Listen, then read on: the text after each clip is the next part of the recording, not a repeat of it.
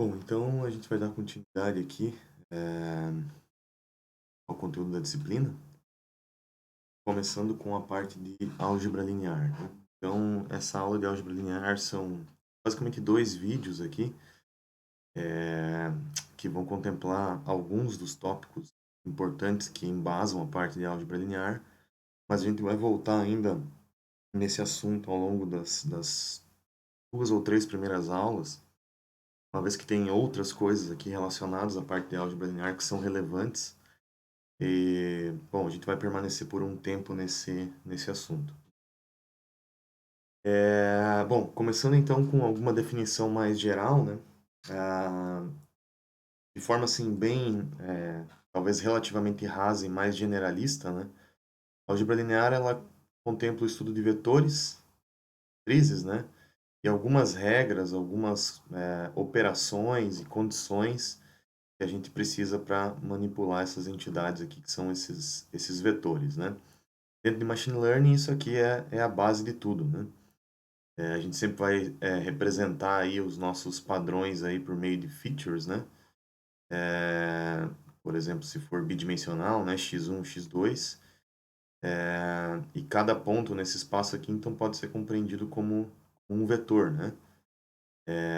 E por isso, então, a primeira importância aqui da gente embasar tudo isso em termos de álgebra linear, né? Então, o vetor pode ser o vetor convencional, como a gente já está habituado aí, né, no espaço 2D aqui, um vetor que a gente diz que é geométrico, a interpretação geométrica dos vetores, né, onde a gente pode aplicar operações, né. Isso aqui eu não vou revisar, eu vou partir direto aí para algumas coisas que eu acho que são mais importantes para nós, mas toda aquela manipulação de vetores que vocês estão habituados, né, isso aqui tudo vale dentro do contexto da álgebra linear. A gente também pode pensar que um vetor pode ser um polinômio, né? Então, imagina que eu tenho um polinômio lá, x ao cubo mais 2x ao quadrado mais etc, né? Eu posso interpretar cada coeficiente aqui desse polinômio como parte e componente de um vetor aí, né? Eu também posso ter essa interpretação, né? Isso aqui é uma espécie de uma interpretação de um vetor, né? Eu tenho um sinal de áudio, né? Onde cada amostra aqui desse sinal de áudio tem um determinado valor, uma amplitude, né? Eu posso representar isso como uma sequência numérica, né? Com vários coeficientes aqui, cada um correspondendo à amplitude desse sinal de áudio, né? Eu também posso olhar para esse sinal aqui, né? Para essa informação como um vetor. Na verdade, de uma forma mais geral, né? Qualquer elemento aí, pensando no espaço Rn, né? Com n dimensões, né? Por exemplo, 3. Esse cara aqui, né? Representado por meio desses valores 1, 2, 3 aqui no espaço R3 também. Então, é a visão talvez aí mais geral ou, né, tá mais habituado aí de manipular no contexto de machine learning, pensando em termos de vetores, né? Então isso aqui é só para dar uma ideia geral, né? Voltando um pouco aí para nossa visão do livro, né? E particularmente nesse primeiro capítulo ou nessas duas aulas que compreendem a álgebra linear. Então a gente vai partir aqui do vetor, né? Nossa entidade básica aqui. Mas, na verdade, imediatamente a gente já vai estender isso aqui para o conceito de matrizes e partir para algumas representações que são importantes aqui, do ponto de vista matricial, né? Principalmente resolução de sistemas lineares, falar bastante da eliminação de Gauss aqui, né? Bastante da inversa, que é uma maneira, né, de resolver o sistema linear. O método de eliminação de Gauss aqui como um mecanismo, né, para essa resolução. E essa aqui tem algumas implicações bem importantes aqui, algumas consequências bem importantes para a gente interpretar essas resoluções, né? Isso tudo aqui vai formar uma base para a parte de cálculo vetorial que a gente vai falar mais para frente aí, né? Então, a primeira parte, digamos assim, desse conteúdo, ela tá desse lado esquerdo aqui, que é o que vai compreender esse primeiro vídeo. Então, esse primeiro vídeo a gente vai ficar em cima disso daqui, principalmente, né? E deixar essa segunda metade aqui para o próximo vídeo, tá? Eu vou deixar para falar um pouquinho mais sobre closure e outras propriedades de espaços vetoriais no vídeo seguinte. Então, essa vai ser uma aula mais geral, um vídeo mais geral, principalmente focado aqui na parte de resolução de sistemas lineares e métodos associados, tá? Bom, então resgatando aí a definição, né, de um sistema linear de equações, Depois isso vai ficar um pouquinho mais claro, né, qual que é a conexão disso com o resto aí, né? Por enquanto, vamos pensar aqui mais no mecanismo de resolução desse cara aqui, né? Então, o sistema linear de equações, ele é composto por, nesse caso aqui, eu estou pensando em n equações, né? Então, eu tenho n variáveis, x1 até xn. Opa.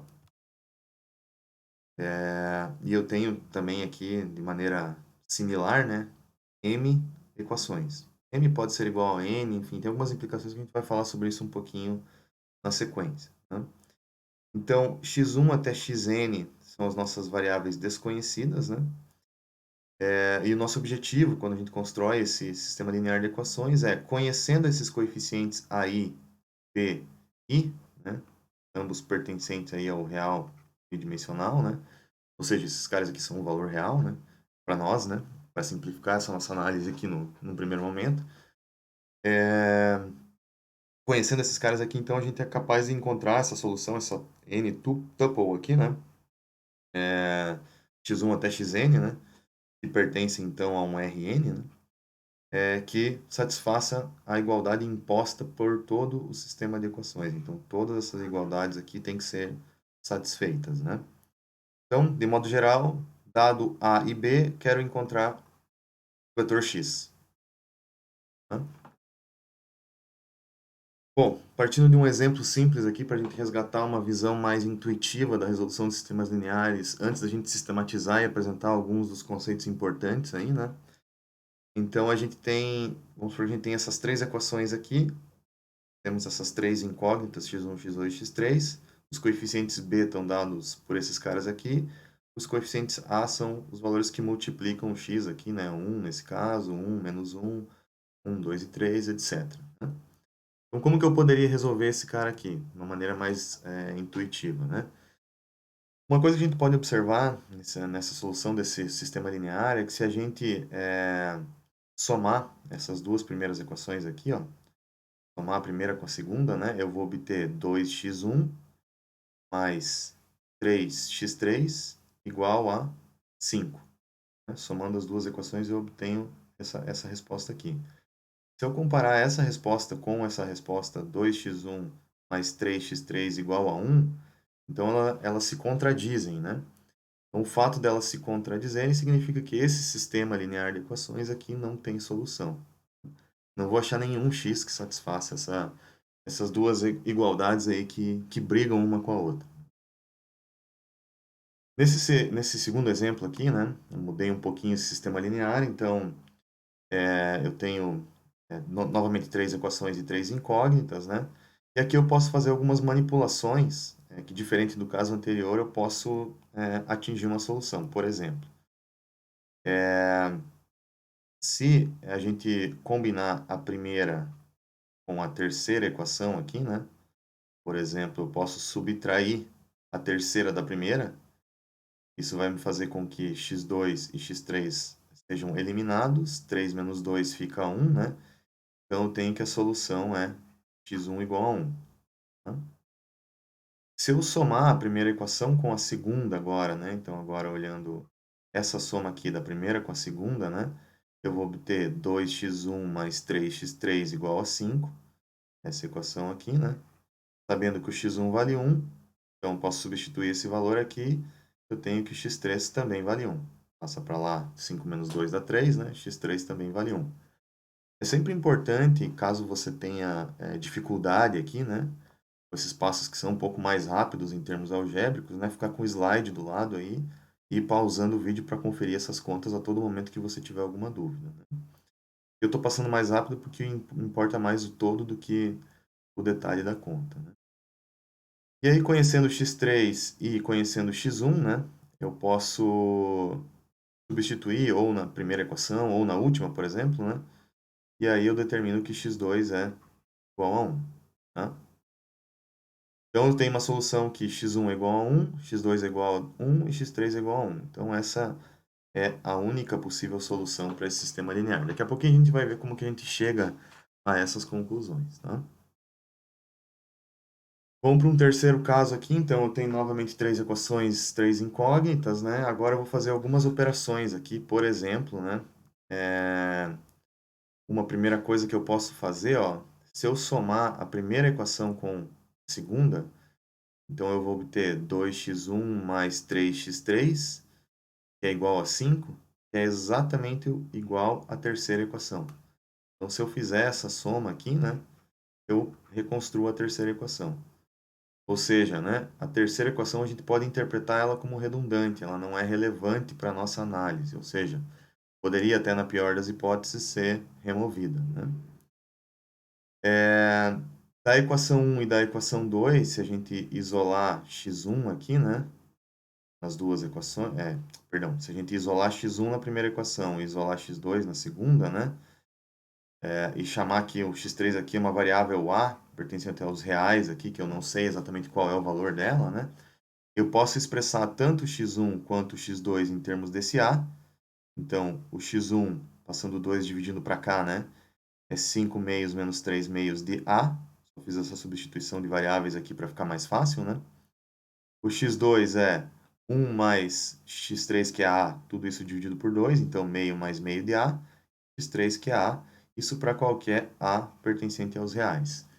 Então, essa equação aqui tem infinitas soluções, porque existem infinitos valores aqui possíveis para o a. Então, a gente viu aqui três condições, né? A condição onde não existe uma solução, a condição onde existe uma única solução e a condição onde existem infinitas soluções. O que a gente vai fazer agora na sequência é tentar sistematizar esse processo de obtenção aqui desses resultados, né? Para que a gente chegue numa metodologia, então, que forneça, de forma, né, basicamente algorítmica aqui, né? Essa solução, a solução para qualquer tipo de sistema linear de equações. Tá? Isso aqui é só a conclusão, que são as infinitas soluções, tá? Uma outra interpretação que eu acho importante antes da gente partir para essa mecanização do processo é que a gente tem aqui uma interpretação geométrica de um sistema linear de equações. Vou ver aqui a gravação. Tá? Ah, beleza. Por exemplo, se eu tenho uma equação 4x1 mais 4x2 igual a 5 e uma outra equação 2x1 menos 4x2 igual a 1, eu posso interpretar esse sistema de equações aqui, né, como um plano, no caso 2D, né, uma reta, na verdade, né, no caso 2D, onde esse espaço aqui é o espaço das variáveis que eu quero encontrar, né, a solução, x1 e x2. Então, eu posso, usando essa equação aqui, determinar uma reta, né, que obedece justamente essa equação aqui. Todos esses pontos em azul, quando eu multiplico 4 por x1, 4 por x2, somo, ele vai ser igual a 5, né? Então, todos esses pontos em azul aqui obedecem essa, essa equação. Mesma coisa para essa equação em vermelho aqui, né? E se eu plotar esses caras aqui nesse espaço de duas dimensões, o ponto aqui de intersecção entre esses caras aqui é o ponto de solução. Né? Então, nesse caso aqui, com uma única solução. Né? Então, eu sei quanto que vale o x1 e eu sei quanto que vale o x2 para esse caso aqui, né? Por conta dessa interpretação geométrica. Isso vale para qualquer espaço de qualquer dimensão. Então, eu posso interpretar que cada equação vai ser uma reta, um plano ou um hiperplano, um espaço, né, com mais de três dimensões aí, né? E a intersecção entre esses hiperplanos, nesse hiperespaço aí, então, é a solução, no caso de uma solução única aí, né? Essa interpretação também é interessante ter em mente toda vez que olha para um sistema linear de equações, né? Isso aqui é uma coisa bem importante quando a gente vai trabalhar com otimização com restrições na parte de reconhecimento de padrões. Por exemplo, o modelo SVM tem uma otimização com restrição, e aí essas restrições elas impõem no espaço de busca da solução lá, aonde eventualmente a solução tem que passar, né? Então essa interpretação geométrica aqui é bem importante, né? A gente também pode, já dando um pulo aí mais avançado do ponto de vista de álgebra linear, né? Entrando mesmo agora em termos de conceituação de álgebra linear, a gente pode, ao invés de olhar para o sistema linear dessa maneira, né, num sistema de equações, a gente pode representar ele de maneira compacta, né? que significa essa notação compacta? Ele vai ser uma matriz dos coeficientes A, né? Que multiplica um vetor. Daqui a pouquinho a gente já vai formalizar melhor esse produto de matriz por vetor, etc, né? Mas só para já ir adiantando, né? Se eu multiplicar aqui, né? Lembrando aí, multiplicação matricial e vetorial, né? Essa matriz por esse vetor é eu pegar essa linha e multiplicar pela coluna, né? Então, se eu fizer isso, eu remonto justamente essa parte da equação aqui. E como essa multiplicação dessa matriz por esse vetor vai resultar num vetor, daqui a pouquinho eu já resgato isso, né? Eu sei que a primeira posição desse vetor vai ter que ser igual a B1. Por conta disso, eu monto o lado direito dessa equação aqui, escrita em termos vetoriais matriciais, né?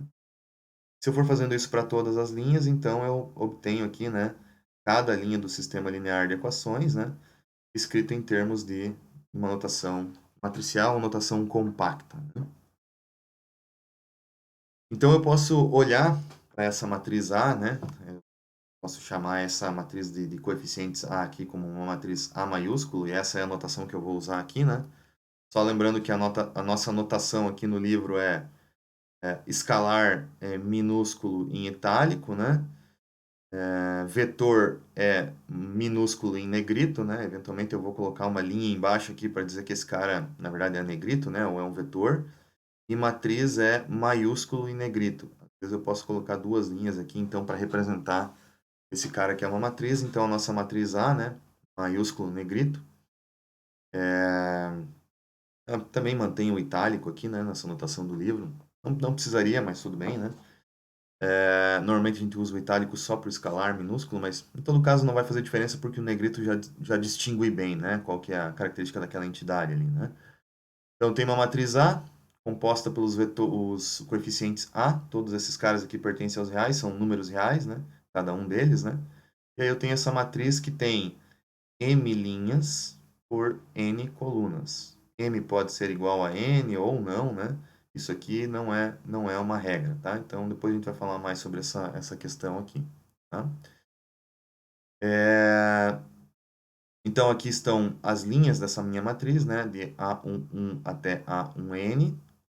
E aqui estão as colunas dessa minha matriz, né?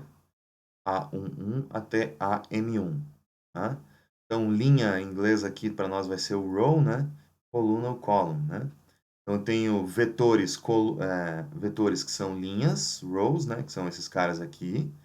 E eu tenho os vetores que são colunas, que são esses caras aqui, tá? Só para já ir acostumando com a notação e a terminologia. Então, o conjunto aqui, né, reais m por n, né, é o conjunto que tem todos os valores, todas as matrizes do tipo m por n, cujos coeficientes dessas matrizes são valores reais. Para já ir acostumando com essa notação aqui, conjunto, né? Vamos falar um pouquinho sobre operações. Então, eu já vou voltar aqui na conexão sistema lineares com a matriz. Agora eu só vou expandir um pouco mais algumas coisas de notação matricial aqui, né, para a gente refinar isso, né? E depois eu retomo aí a solução de sistemas lineares, porque a gente vai precisar, na verdade, de todas essas propriedades aqui que eu vou apresentar na sequência. Então, a soma de matrizes, né? Isso aqui vocês já devem estar bem habituados, né? Eu tenho uma matriz A e uma matriz B, ambas pertencentes aqui, né, a esse conjunto de matrizes M por N, sendo que cada elemento da matriz é um valor real, né? Simplesmente eu pego e somo par a par, né? Então, eu vou pegar o elemento 1, 1 da matriz 1 e 1, 1 da matriz 2, né? Então, isso é da matriz B, isso é da matriz A, e soma esses caras ponto a ponto, tá? A multiplicação de matrizes, esse aqui é bom revisar que isso aqui é sempre importante, né? Então, se eu tenho uma matriz A, M por N, né? Valores reais. Uma matriz B, N por K, o produto dessas duas matrizes, que eu estou chamando de matriz C aqui, né? Vai ser uma matriz do tipo M por K, tá? Então, primeiro ponto, para eu fazer a multiplicação, o número de colunas de uma matriz tem que ser igual ao número de linhas da outra. Isso tem a ver com a definição da multiplicação, que eu já vou falar na sequência, né?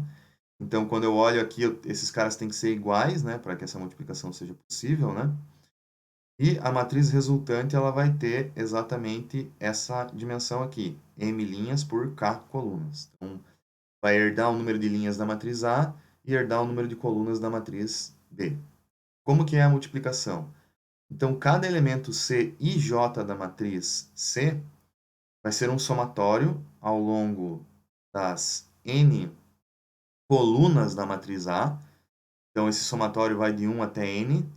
Lembre sempre que esse aqui é o número de colunas da matriz A, tá? E, consequentemente, o número de linhas da matriz B, né? Eu vou pegar, então, o elemento A e L. Veja que quem varia aqui nesse somatório é o L. Eu vou percorrendo coluna a coluna.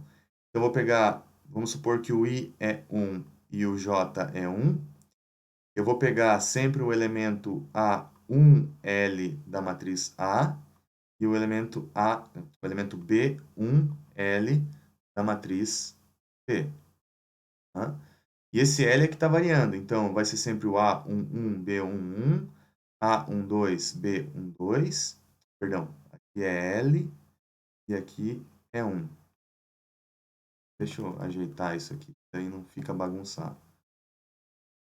É uma multiplicação, BL1. Desculpe. Então, A11, B11, A12, B21, A13, B31. Então, eu poderia fazer, por exemplo, um for aqui para, né, ir percorrendo, multiplicando e somando. Então, multiplico e somo, multiplico e somo. Quando eu termino todo esse somatório, quando eu percorro todas as colunas de A ou linhas de B, então eu tenho um elemento C e J. Aí eu tenho que partir para o próximo elemento. Então, tem como se tivesse outro encadeamento de laço for, por exemplo, aqui para implementar esse produto, né? Estou detalhando isso aqui porque isso aqui é uma coisa sempre importante aqui, né? Depois, quando a gente for falar de compactação e notação de produto interno, né? Isso aqui vai ser bem importante para a gente resgatar, tá? Então, só lembrando que o I varia de 1 até M, né? E o J varia de 1 até K. O número de linhas de A e o número de colunas de B.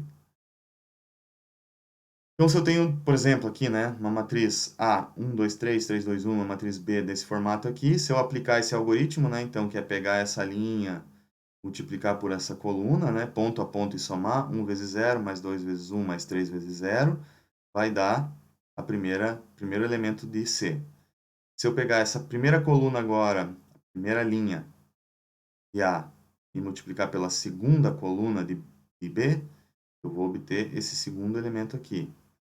Aí, se eu partir para a segunda linha de A, primeira coluna de B, é esse cara aqui. Segunda linha de A, segunda coluna de B, esse cara aqui. Tá? Então, A era 2 por 3, B era 3 por 2.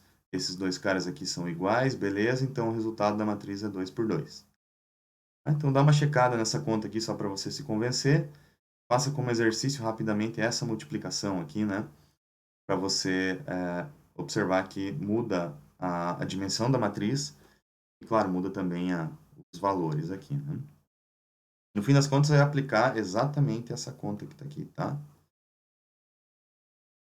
Bom, outra definição importante é a matriz identidade. Então, a matriz identidade é uma matriz sempre quadrada aqui, né? N linhas por N colunas. E sempre o valor da diagonal principal dessa matriz aqui é igual a 1 e o restante é igual a 0. Essa matriz ela tem uma propriedade que ela é como se fosse um elemento neutro aqui na multiplicação de matrizes, né? E ela vai aparecer bastante aqui em algumas propriedades importantes na sequência, tá? Alguns detalhes das multiplicações de matrizes. Então, se eu tenho uma matriz A, M por N, uma B, N por P, uma matriz C, P por Q, né, onde o produto entre elas é possível, né? Eu posso, por exemplo, então, fazer o produto de A por B e depois o resultado por C, ou eu posso fazer B por C e depois o resultado com A. Isso é uma propriedade associativa, né? Então, isso aqui é possível no produto entre matrizes, né? Propriedade distributiva também é possível. Então, se eu tenho a mesma matriz A, M por N, e C, A e B, perdão, M por N, né? E C e D, N por P, eu posso, por exemplo, primeiro fazer a soma entre A e B e depois multiplicar por C, ou eu posso multiplicar A por C e B por C. Mesma coisa aqui, né? Se eu tenho a soma de C e D, Então, eu posso somar e multiplicar, ou eu posso multiplicar A por C e A por D. Tá? Isso aqui eu não estou provando, tá? E vocês vão ver que eu não vou detalhar nenhuma dessas provas, porque acho que isso aqui daí cabe mais num curso de álgebra linear, efetivamente. Nosso objetivo aqui não é esse, né? É mais repassar esses conceitos, né? E a multiplicação com a matriz de identidade, né? Essa que é a ponto importante aqui. Se eu multiplicar a matriz de identidade por uma matriz A, M por N, né? E considerando que a matriz de identidade é M por M, né? Isso aqui é a mesma coisa do que eu multiplicar A pela identidade N por N, né? Considerando que estou olhando para o número de colunas aqui de A, né? E qualquer multiplicação pela matriz de identidade sempre resulta na própria matriz, né? Com esse detalhe aqui que essas matrizes de identidade são diferentes porque o dimensionamento é diferente, tá? Mas eu estou só mostrando aqui que pré-multiplicar pela matriz de identidade ou pós-multiplicar pela matriz de identidade, né? Esse é o termo que eventualmente se usa em álgebra linear, resulta aí na própria matriz A. Bom, outra matriz importantíssima aqui dada a matriz de identidade é a matriz inversa, tá? Então, se eu tenho uma matriz quadrada, uma matriz A, né? N por N, né? E uma matriz B, também N por N, né?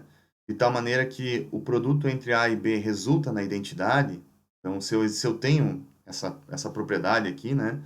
Entre esse produto dessas duas matrizes e isso vale também para B vezes A. Então, essa matriz B ela tem uma característica importante aqui, né? É uma característica fundamental aqui, na verdade, no contexto de álgebra linear, que ela é dita a inversa de A.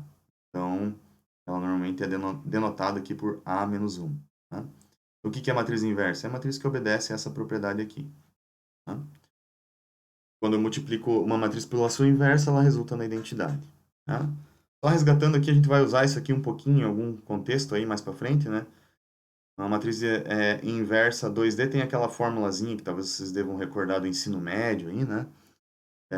Se eu tenho uma matriz A, né? A1, A12, A21, A22, eu quero determinar a inversa desse cara aqui, eu pego 1 sobre o determinante, troco aqui o A1 com o A12 e troco o sinal da matriz da diagonal secundária, né? Inverto a diagonal principal e troco a diagonal secundária. Isso aqui é meio que uma formulazinha, né? Não estou me atendo muito a ela aqui, porque a gente vai ter uma forma mais geral de determinar a inversa na sequência, né? Mas como a gente vai usar isso aqui mais para frente, então já fica aí só para vocês lembrarem de onde vem e eventualmente usar para as nossas contas rápidas aqui ao longo da disciplina. Tá? Matriz transposta, outra matriz importante aí, né? Então, se eu tenho uma matriz A, M por N, e uma matriz B, N por M, né? Sendo que o elemento B e J é igual ao elemento A, J, I, então essa matriz B ela é dita a matriz transposta de A. Eu posso escrever a matriz B, então, como o AT. Então, esse T aqui é uma operação de transposição. A grosso modo, troco linha por coluna. Tá? É isso que a matriz transposta faz. Algumas propriedades importantes. Então, A vezes A inversa é a identidade, ou a inversa vezes A também é a identidade. Pré-multiplicar pela inversa ou pós-multiplicar pela inversa resulta na identidade. Se eu tenho um produto de duas matrizes e calculo a inversa, isso aqui é igual à inversa da segunda vezes a inversa da primeira. A soma de duas matrizes e a inversa é diferente de eu calcular a inversa de cada uma delas e depois somar. Se eu efetuar a transposição duas vezes, isso aqui resulta na própria matriz. Se eu somar duas matrizes e fizer a transposta, isso sim é igual a fazer a transposta da primeira mais a transposta da segunda. Se eu tiver o produto de duas matrizes e fizer a transposta, isso é igual a transposta da segunda vezes a transposta da primeira. Parecida com essa propriedade aqui, ó. Transposta e a inversa têm algumas características bem similares aí que depois na parte de cálculo matricial, vetorial, eu vou retomar algumas delas, tá? Bom, então a gente deu uma volta aí, falou de um monte de coisa sobre matrizes, então estamos voltando aí na definição aí da representação compacta e sistemas lineares de equações. Então, se eu tenho esse sistema linear de equações, eu posso então usar a forma compacta de representação, coeficientes A, variáveis x num vetor e aqui um vetor B. E escrever então, do ponto de vista compacto, que a matriz A vezes a matriz x é igual ao vetor B. Tá? Então, essa é a notação que a gente vai utilizar aqui. E agora que eu falei toda essa questão de matriz, a gente vai começar a observar como que a gente resolve isso aqui do ponto de vista matricial. Tá? Então, para isso, a gente vai sempre separar o nosso problema na solução do sistema linear de equações por meio de essa equação matricial de duas formas. A gente vai encontrar sempre uma solução particular e uma solução geral. A solução particular é uma solução que leva exatamente a solução AX igual a B. Que pode ser única, pode ser infinita ou mesmo pode não existir. A gente já falou no início, né? A segunda solução, que são as soluções gerais, né? É a solução para o sistema AX igual a zero, que é dito sistema homogêneo, né? Então, essa aqui que vai nos auxiliar, né? Também na solução do sistema homogêneo, que vai expandir aqui para as soluções, para as infinitas soluções que eventualmente esse sistema pode ter. Tá? E aí eu vou combinar as duas soluções para dar de fato a solução geral. Tá? A geral final, na verdade, né? Então, duas etapas. São esses dois caras aqui que a gente vai ter que aprender de novo. Vou apresentar aqui o mecanismo de resolução desses dois caras aqui. Tá? Bom, considerando então esse exemplo, antes de eu falar do algoritmo, do mecanismo, eu vou ter que definir de novo algumas coisas, tá? Então vocês vejam que eu apresento um conceito e abro o leque, né? Tô tentando fazer isso para que a gente consiga passar por todos os pontos que são importantes aí, sem ficar também muito longo, né, a nossa discussão, tá? Então imagine que eu tenho esse exemplo aqui, ó. Tem a matriz A, tem o vetor x, então, ó, meus tracinhos aqui para dizer que são uma matriz, meu tracinho embaixo aqui para dizer que é um vetor, e o meu vetor b. Tá? Então, eu tenho duas equações, quatro incógnitas, e eu quero encontrar, então, a solução particular e a solução geral aqui para esse sistema linear de equações. Tá? Vou mostrar aqui possíveis soluções para isso, tá? Depois a gente vai mecanizar essa solução. Só para vocês entenderem o que são essas duas soluções aí. Então, a primeira solução é a solução onde eu tenho o AX igual a B, né? Então, lá o primeiro cara lá é o AX igual a B. Então, eu tenho que procurar por coeficientes aqui, né? E quando eu multiplique eles pelo x, eu reconstruo o b, né? Então, se eu multiplicar essa linha aqui por esse vetor coluna, né? Eu quero reconstruir o 42. Se eu multiplicar esse cara aqui por esse vetor coluna, eu quero reconstruir, por exemplo, o 8, tá?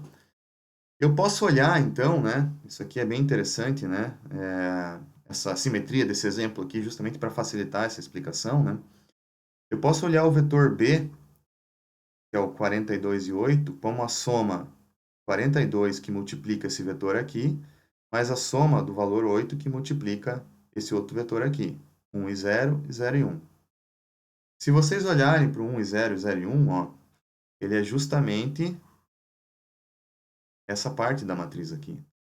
Tá? Então, eu fazer isso é a mesma coisa do que eu multiplicar 42 vezes a coluna 1 ali, né? Desse cara aqui, ó. Estou chamando esse cara aqui de coluna 1 e esse cara aqui de coluna 2. Tá? Da solução. Tá? Então, se eu multiplicar 42 pela coluna 1 e somar 8 com a coluna 2, eu obtenho justamente o B. Tá? Então, eu posso dizer que se o x1 for 42 e o x2 for 8, eu obtenho justamente isso daqui, ó. 1 vezes x1, que é 42, mais 0 vezes x2, que é 8 aqui, né? Forçando esses outros dois caras para zero, isso é muito importante, né? Para eles não atrapalharem, né? Para a gente olhar somente para as duas colunas aqui, né? Então, se eu olhar para esse cara 1 vezes x1 mais 0 vezes x2 mais 8 vezes 0 menos 4 vezes 0, eu obtenho 42. Se eu olhar para essa segunda coluna aqui, 0 vezes x1 mais 1 vezes 8, mais 2 vezes 0, mais 12 vezes 0, eu reconstruo o 8. Ou seja, se eu impor exatamente essa solução aqui, ó, 42, 8, e forçar o x3 e o x4 serem 0, né? Eu tenho exatamente uma solução particular. Ela não é única, eu já vou falar sobre isso, né? mas é uma possível solução particular. Existem outras possíveis soluções particulares? Sim, eu já vou mostrar qual que é o mecanismo para a gente chegar na solução particular. Estou só de uma maneira meio aqui intuitiva tentando chegar nessa solução. Tá? Agora vamos olhar a solução geral. A solução geral eu tenho quando ax é igual a zero. Então, ao invés de eu reconstruir b aqui, o que eu tenho que reconstruir é 0 e 0. Tá? Então, quando eu multiplicar essa linha por essa coluna, tem que dar 0. Multiplicar essa linha por essa coluna, tem que dar 0. Tá? Então, aqui, eu vou tentar seguir de novo essa análise agora, só que com o objetivo, ao invés de reconstruir o b, tentar zerar o lado direito dessa equação. Tá? Então, eu vou pegar, por exemplo, essa coluna 3 aqui, ó, esse vetor coluna 3, aqui está o coluna 4, né? 8, 2, e vou reescrever ele dessa maneira aqui. 8 vezes a coluna 1 e mais 2 vezes a coluna 2. Beleza? Isso aqui tem uma consequência importante, ó.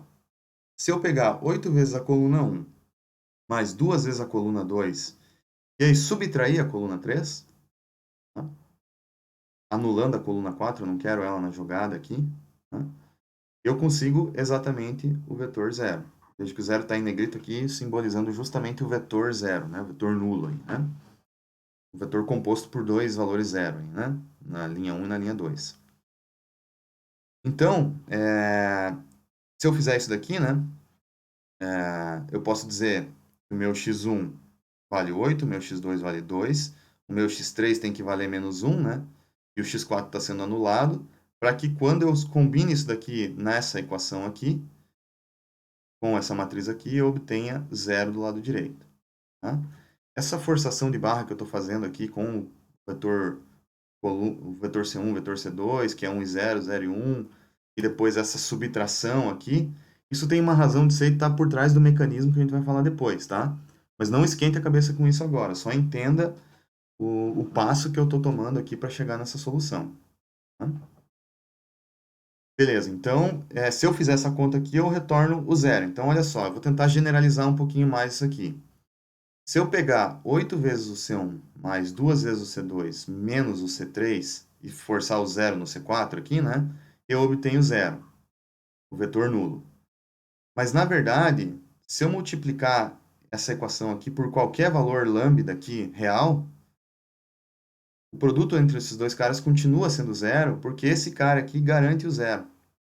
Esse cara aqui vai ser sempre igual a zero. Então, qualquer lambda que eu multiplique aqui vai ser igual a zero. Isso significa que se eu colocar qualquer valor de lambda aqui no meio desse produto matricial, tudo isso aqui continua sendo zero.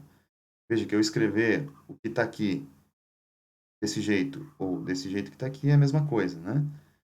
Então, eu poderia substituir isso aqui nessa parte da equação, né? E dizer que qualquer lambda aqui vezes esse vetor vai resultar no vetor nulo. Tá? Considerando que minha matriz A é fixa, claro, né? Eu poderia seguir essa mesma metodologia, por exemplo, para a última coluna aqui, o C4, né? O C4, se eu pegar menos 4 vezes essa coluna 1, 12 vezes essa coluna 2, subtrair da coluna C4, eu também obtenho zero, desde que eu force o x3 aqui ser zero, né? Exatamente a mesma metodologia que eu apliquei antes para a coluna 3. Né? Se eu seguir essa mesma sequência aqui, né? Então, menos 4 vezes 1 e 0, mais 12 vezes 0 e 1. E se eu subtrair isso aqui da coluna 4, né? Que é justamente o menos 4 e 12, eu consigo obter o vetor nulo. Né? Aqui é uma boa hora de você parar o vídeo e dar uma checada em tudo que eu fiz aqui só para você se convencer, tá? Volta ali para o lambda 1, volta agora para esse lambda 2, se convença que eu também posso escrever essa equação aqui para o lambda 2, que também vai dar zero. E aí, volte nesse momento do vídeo aqui, porque isso é importante você se convencer, tá? Então, se essa equação também vale, eu vou voltar aqui e vou escrever o que a gente chama da solução geral, que é a solução geral? A solução geral tem aquela solução particular, tá? Que está aqui, mas essa solução do sistema homogêneo, né? Que é lambda 1 vezes aquele vetor que eu determinei aqui, né? 8, 2, menos 1 e 0. Tá? E o lambda 2 vezes aquele outro vetor aqui, que é o menos 4, 12, 0 e menos 1. Né? Que é esse vetorzinho que está aqui. Tá? Então, essa aqui é do sistema homogêneo. Né? Isso para qualquer lambda 1, lambda 2 real. Tá? Então, eu tenho uma solução possível aqui e tenho outras infinitas para qualquer valor de lambda aqui que valha essa combinação aqui que eu estou mostrando. Tá? Então, essa é a maneira que a gente vai apresentar a solução aqui para qualquer sistema linear de equações. Tá? Sempre vai ter uma solução particular e sempre vai ter a solução homogênea. Em alguns casos, né, vocês vão ver que a gente vai ter uma única solução e ela vai ser a solução particular. Mas, de qualquer maneira, a forma geral é sempre essa daqui. Né? Aí, claro que a pergunta que fica é como que eu vou determinar quem que é a equação particular, né, a solução particular, e a solução homogênea, como que eu mecanizo isso daqui, né, para chegar numa solução. Tá? Isso tudo passa, principalmente, pela forma com que essa matriz A é representada. Tá? Então, existe uma mecanização da representação dessa matriz aqui, que vai facilitar a construção, na verdade, essa construção vai ser uma consequência natural da mecanização da organização dessa matriz A. Tá? Então, eu vou falar um pouquinho sobre essa mecanização dessa matriz A e depois a gente vai voltar para, de fato, então, generalizar como que a gente encontra a solução completa para um sistema linear de equações dessa maneira que eu acabei de mostrar aqui. De novo, se convença que os passos que eu segui chegaram exatamente nisso, né? Se for o caso, pause o vídeo, retome aqui, isso é bastante importante. Tá? E, de novo, não se preocupe com a forma como eu fiz isso, se preocupe mais em se convencer que isso faz sentido, porque é a forma que a gente vai ver agora. Bom, então, o primeiro passo para a gente organizar essa matriz A de um jeito que ela naturalmente nos forneça a solução desse sistema de equações nesse formato que eu acabei de falar, é aplicar o que a gente chama de transformações elementares, né? Cujo objetivo principal é tentar deixar essa matriz A com valores nulos aqui, né? Então, por exemplo, vai ter valores diferentes de zero aqui, né? Valores nulos sempre nessa parte inferior da matriz aqui. Normalmente a gente vai tentar deixar valores unitários aqui, né? Deixar uma matriz que tenha essa cara aqui, né? Que essa parte do triângulo superior aqui da matriz ela seja diferente de zero e o triângulo inferior dessa matriz seja igual a zero, exceto, se possível, o último elemento aqui, né? Porque isso aqui vai facilitar a solução do sistema linear de equações. E a matriz nesse formato aqui, que daqui a pouco eu vou formalizar ele, né? Nos ajuda aí na construção exatamente desse tipo de solução aqui. Então, eu vou tentar chegar, por meio de transformações aqui, sem muito detalhamento nesse primeiro momento, vou só tentar aplicar operações para tentar deixar a matriz, vamos pensar aqui num formato desse jeito aqui, né? O 1 aqui, 0, 0, 0, sei lá, né? Se for uma matriz, por exemplo. E aqui pode ter qualquer valor, tá? Aqui não nos interessa, tá? Se for uma matriz 4x4, tá? Então aqui, deixa eu só usar outro símbolo aqui, né? Aqui pode ter qualquer outra coisa. Tá? Aqui pode ser 1 ou não, né? Não necessariamente precisa ter um valor unitário. Depois a gente vai forçar esse cara a ser unitário, né? Mas o importante é que todos esses caras aqui sejam nulos, tá? Então esse que é o objetivo dessas transformações elementares, tentar deixar a matriz com essa cara aqui, tá? Vamos supor que eu tenho esse sistema linear de equações, eu tenho um valor A qualquer aqui, vejo que já estou trabalhando com sistemas bem genéricos, né? Sem muito especificidade aqui, né? Então já para a gente ter essa questão de generalização, tá? Então o que a gente vai fazer? Primeiro a gente vai montar a matriz nessa forma aqui, né? Compacta. Então a matriz A e o vetor B do lado dela aqui. Para facilitar o processo aqui, né? De construção das etapas, né? E aí eu vou construindo operações, eu vou fazendo operações de tal maneira que eu vou tentando sempre zerar esses caras que estão aqui, né? E sempre tentar, se possível, deixar esse cara aqui igual a 1, se não der também não tem problema, né?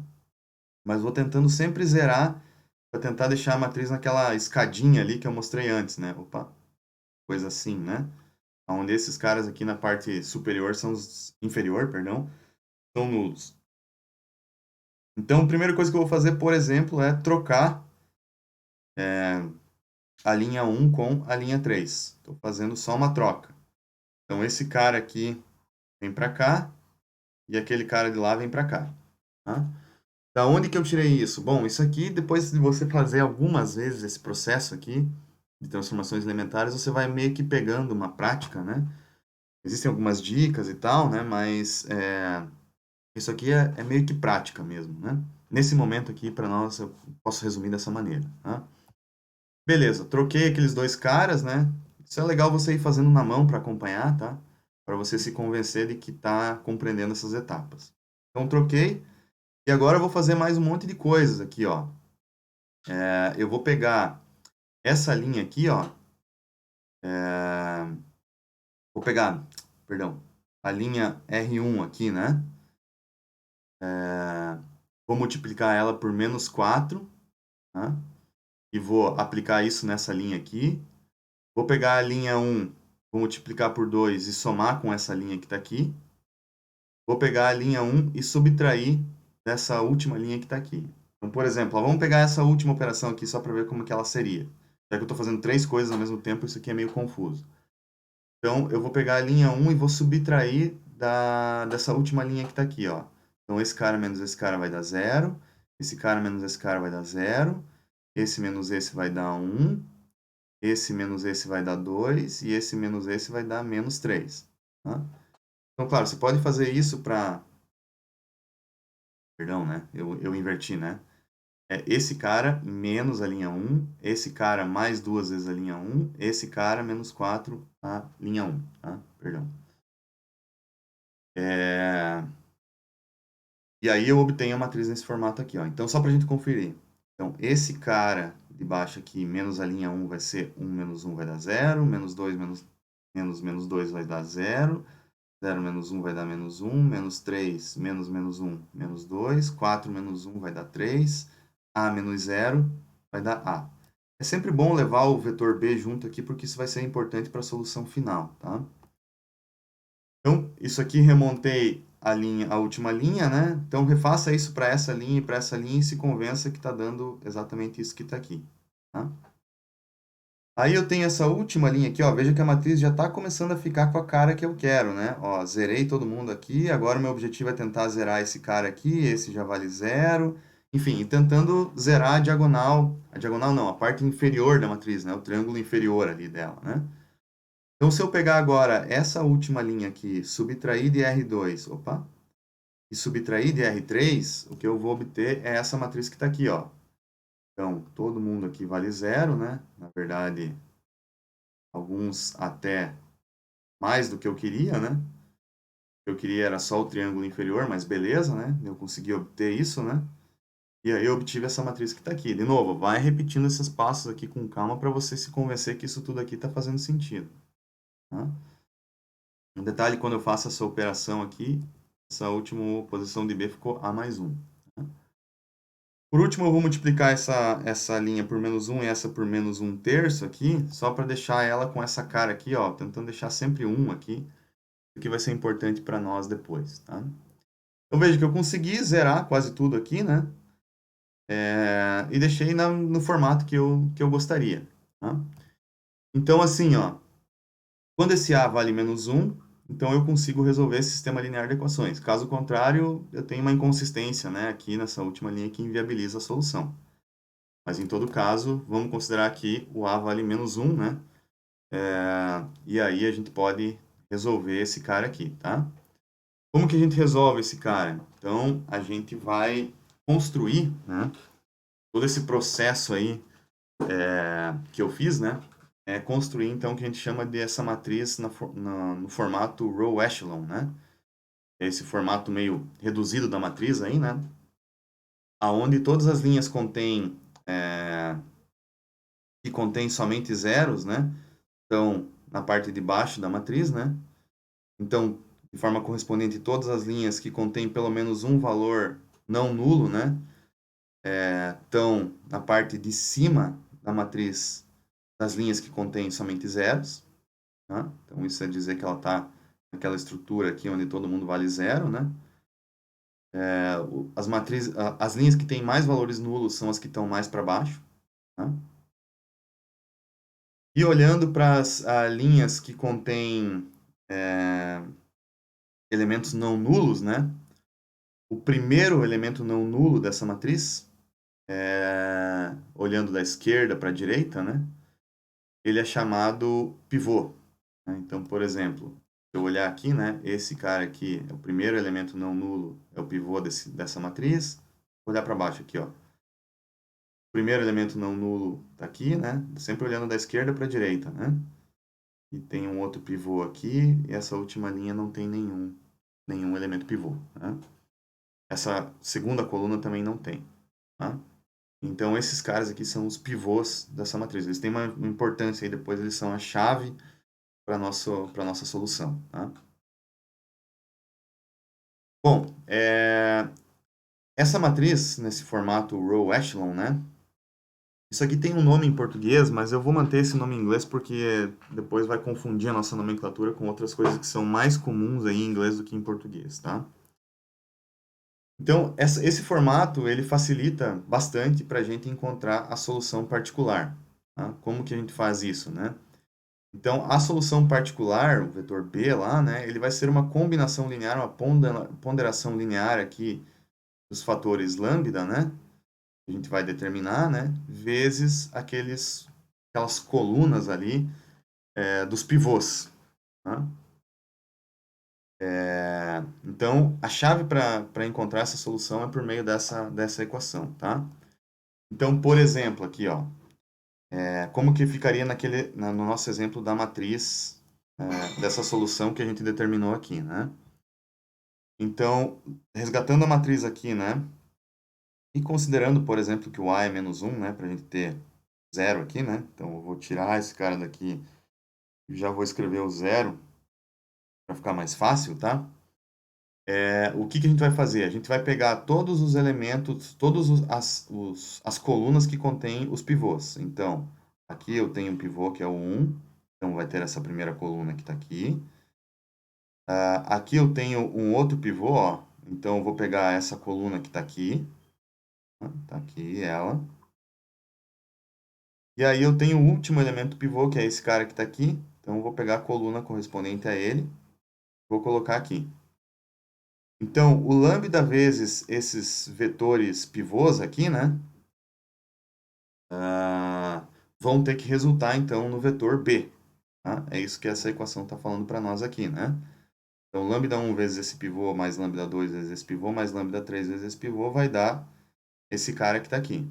Tá? Se eu resolver esse sistema linear de equações que está aqui agora, né? Eu vou determinar que o lambda 1 é 1, lambda 2 é menos 1, e o lambda 3 é 1, lambda 2 é menos 1, e lambda 1 é 2. Resolvo isso aqui para você se convencer, né? É simples observar isso aqui, né? E aí, então, eu chego para uma solução. Que se o lambda 1 é 2, o lambda 2 é menos 1 e o lambda 3 é 1, isso aqui já é parte da solução que eu preciso ter para minha solução particular. Né? Então, aonde que está essa relação, tá? Então, veja o seguinte, ó. Eu estou pegando a coluna 1, isso aqui é relacionado ao lambda 1. Eu estou pegando a coluna 3, isso aqui é relacionado ao lambda 2. E eu estou pegando a coluna 4, isso aqui é relacionado ao lambda 3. Resolvi os lambdas e encontrei que esse cara é 1, esse cara aqui é menos 1 e esse cara aqui é 2. Esse cara aqui da coluna 1 é referente ao x1. Então, isso aqui é x1. Esse cara aqui da coluna 3 é referente ao x3. E esse cara aqui do lambda 3 é referente ao x4. Tá? Então, eu tenho aqui Ah, não, perdão, eu fiz bagunça aqui, né? Esse cara é 2 e esse cara é 1, perdão. Estou invertendo aqui toda hora. Então eu tenho aqui 2x, né? Esse cara está relacionado ao 2, que é o x1, menos 1, que é o x3, e o 1, que é o x4. Então significa que esse cara aqui vai ser nulo e esse cara aqui vai ser nulo. Então isso aqui fornece a solução particular. Tá? Então, de novo, olha a volta que eu dei, tá? Só para a gente ter a visão geral, né?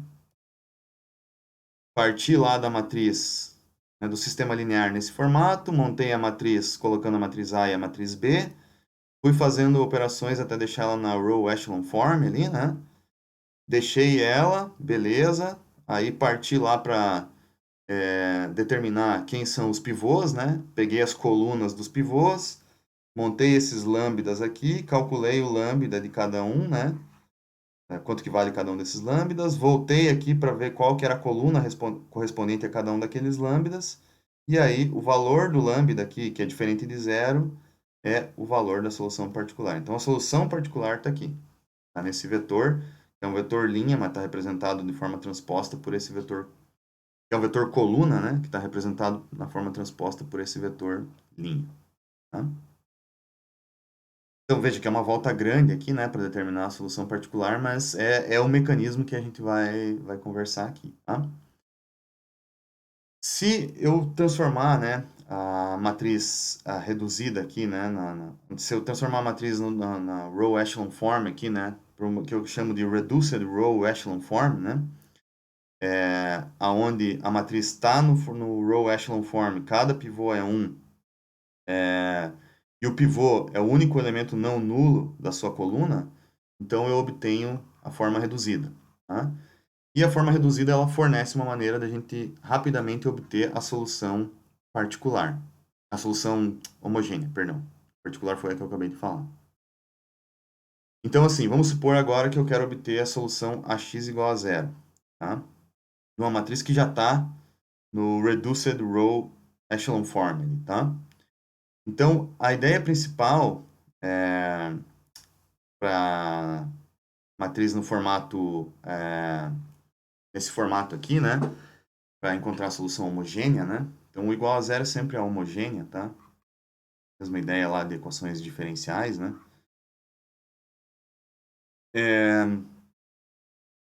Eu vou olhar, então, agora, diferente do formato anterior, que eu olhei para as colunas dos pivôs, eu vou olhar para as colunas dos elementos que não são pivôs, né? E aí tentar expressar esse cara com uma combinação linear das colunas onde estão os pivôs. Qual que é a ideia disso, né? Então veja o seguinte, ó, se eu pegar a segunda coluna aqui, ó, essa aqui não tem elemento pivô, tá? Então, para obter o zero, que é a solução desse cara aqui, tá? O que eu vou fazer? Eu vou subtrair desse cara aqui, subtrair a segunda coluna de 3 vezes a primeira coluna. Então, se eu pegar esse cara aqui menos 3 vezes a primeira coluna, que é onde tem um elemento pivô, eu obtenho zero. Tá? Vou para o próximo cara que não tem elemento pivô. Quem que é? É a última coluna. Tá? Então, como que eu obtenho zero desse cara aqui? Então, eu vou pegar esse C5 aqui. 1, 2, 3, 4, 5. Vou subtrair 3 vezes, olhando sempre agora para as colunas que tem pivô. A coluna 1, menos 9 vezes a coluna do segundo elemento pivô, que é esse cara aqui, C3. Então, é C1, C2, C3, etc, né? Menos 9 vezes aquele cara e menos 4 vezes o C4. Se eu fizer isso aqui, eu obtenho o vetor nulo. Tudo isso aqui é vetor, né? Então, se eu fizer essas duas contas aqui, né? São duas maneiras de eu obter, né, o vetor nulo, tá? Então, se eu pegar exatamente essa conta que eu fiz para o primeiro aqui, né?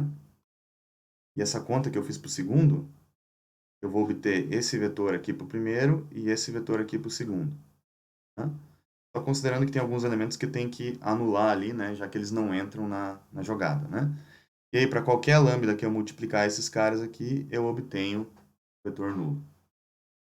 Então, essa aqui seria a solução homogênea ali, né? Desse sistema linear de equações. Uma boa hora de você parar e conferir tudo que eu fiz aqui, né? Para você se convencer que a solução é essa daqui, né? Então, veja que esse vetor aqui, que eu vou chamar de vetor V1, ele vem daqui. E esse vetor que eu vou chamar de V2, ele vem daqui, tá? Que foi essa expressão que eu montei aqui. Essa que está aqui, ó. Tá? Então, veja que é menos 3, coluna 2 é 0, tal, né? É o que embasa a formação desse cara que está aqui. Tá? Tem uma questãozinha de sinal aqui, mas eu nem vou detalhar muito isso aqui, porque, na verdade, existe uma maneira um pouquinho mais fácil de fazer tudo isso que eu falei aqui, que é a história do truque do menos um aqui, né? Então, se eu tenho uma matriz que ela é não quadrada, né? Que é o caso aí, né? Eu transformo ela numa matriz quadrada, então vamos supor que ela é K por N, né? Então eu vou colocar N menos K linhas a mais, né? Os elementos onde eu não tenho pivô ali, né? Colocando menos um ali naquela região, né?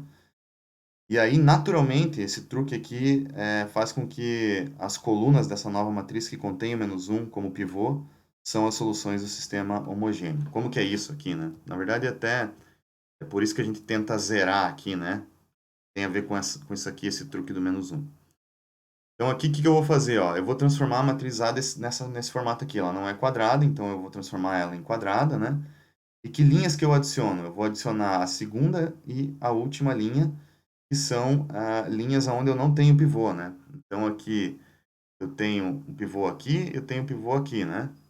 Na primeira, na terceira e na quarta, né? Então, a primeira, terceira e a quarta se mantém, né? E eu adiciono essa linha aqui, ó, colocando o menos um como pivô na linha onde não existia pivô, que é essa aqui, né?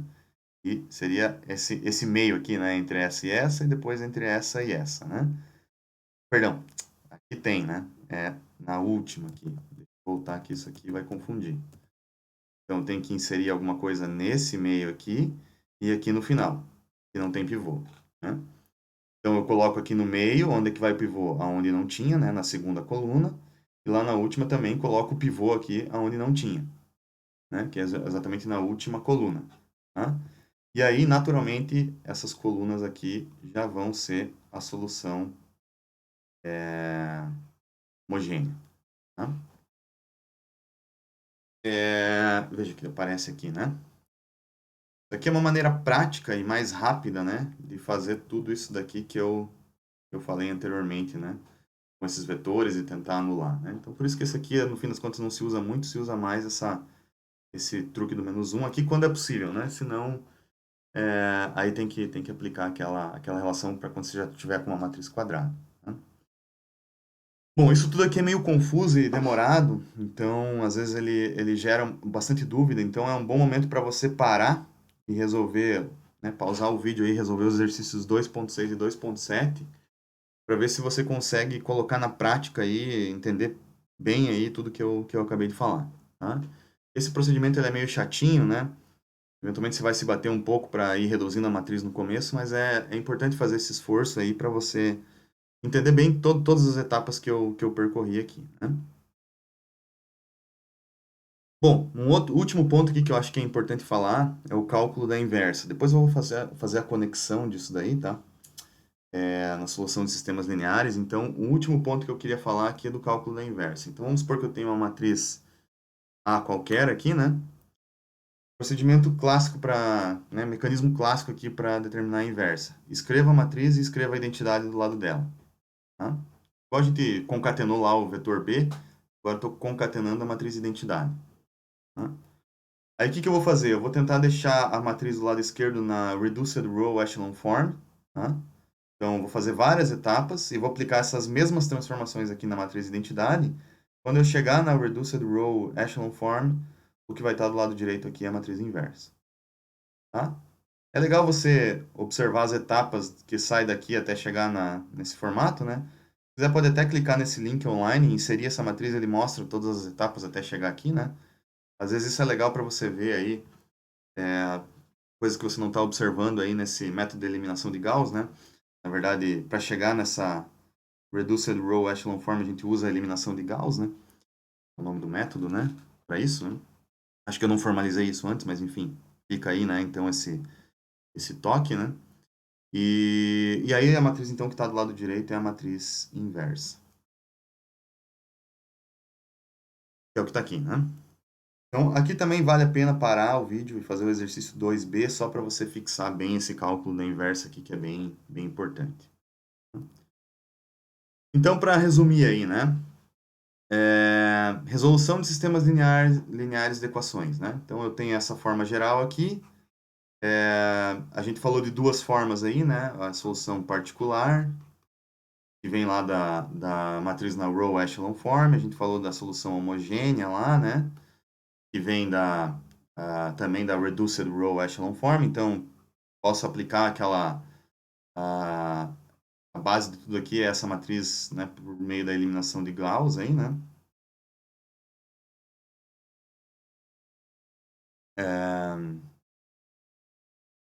Para chegar na solução, né? Isso aqui é uma coisa mais passo a passo, né?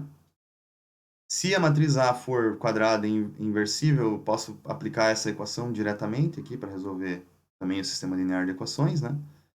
Então, é como se eu estivesse pré-multiplicando pela inversa aqui e aqui. Então, se a matriz tem inversa, a inversa vezes ela vai dar a identidade vezes um vetor vai dar o vetor, e aqui do lado direito vai ficar a menos 1 de B. Então, também é uma outra forma, né? Talvez uma forma mais prática, mais geral aí, né? Que todo mundo conhece. Veja que a matriz inversa tem tudo a ver com a matriz na row echelon form, então por isso que essa aqui é a base de toda a resolução do sistema linear de equações, né? Se a matriz A tem colunas linearmente independentes, né? Mas eventualmente ela não seja uma matriz quadrada, né? Então a gente usa o que a gente chama de a pseudo-inversa, né? Então eu pré-multiplico pela transposta dos dois lados, né? E depois eu faço a inversa disso daqui vezes isso daqui dos dois lados da equação, né? Então é ATA a menos 1 vezes ATA. Isso aqui vai dar a matriz de identidade, né? E aí, toda essa contarada aqui é o que a gente chama de pseudo-inversa, né? Também é uma solução possível aqui, né? E, em geral, viável para muitos casos, né? Ou existem várias outras maneiras de resolver um sistema linear de equações, que são métodos iterativos aí. Vou comentar sobre algumas coisas aí mais adiante, né? Mas isso aqui daí já entra mais uma questão de otimização e foge um pouquinho o escopo desse momento. Então, esse aqui é meio que o quadro geral aí de tudo que a gente falou, né? Acho que o importante é fazer esse exercício que eu falei, que eu comentei anteriormente, para você fixar bem a row echelon form, a inversa e tal, e aí a gente partir para a próxima parte, que é passos vetoriais. Mas por enquanto eu vou parar o vídeo por aqui, tá? Deixar para o próximo.